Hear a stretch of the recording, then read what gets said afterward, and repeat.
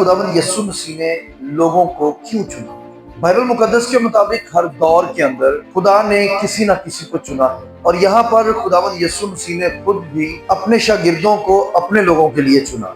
3 points होंगे आज इस पैगाम में से। पहला पॉइंट है खुशी पूरी करनी है। मैं और आप भी अपनी खुशियों के लिए बड़ा कुछ करते हैं, लेकिन यीशु मसीह ने अपनी खुशी का इजहार इसमें किया कि मैंने तुम्हें चुना है, तुमने मुझे नहीं चुना, और मेरी खुशी इसी में है कि तुम खुदा में खुश रहो। और यहाँ पर भी खुशी के लिए ही यीशु मसीह ने कहा कि मैं ये बातें तुमसे इसलिए करता हूँ कि तुम में मेरी खुशी पूरी हो, और तुम्हारी खुशी जो तुम चाहते हो मुझ में रहकर वो पूरी हो जाए। खुशियाँ बहुत सी हैं, शादी ब्याह है, ख्वाहिशात हैं, कोई विशेज़ होती हैं। इंसान की जिंदगी में जब पूरी होती हैं तो अगर कोई ईमानदार है तो वो कहता है खुदावंद का शुक्र है, उसके बाद वो अपनी तारीफ करवाता है। लेकिन यहाँ पर यीशु कहते हैं, वो कहते हैं कि मैं तो ये बातें जो तुमसे कर रहा हूँ, मैं चाहता हूँ कि मेरी खुशी तुम में पूरी हो, और तुम्हारे अंदर जो तुम्हारी विशेज़ है, ख्वाहिशात हैं, वो तब पूरी होंगी जब तुम मेरी बात को फॉलो करोगे। अगर हम खुशी की बात करें तो दुनिया में खुशियों के लिए बेशुमार रास्ते हासिल करने के लिए, कोई दिल की खुशी मांगता है, कोई बच्चों की खुशी मांगता है, कोई अपनी ख्वाहिशात चाहता है।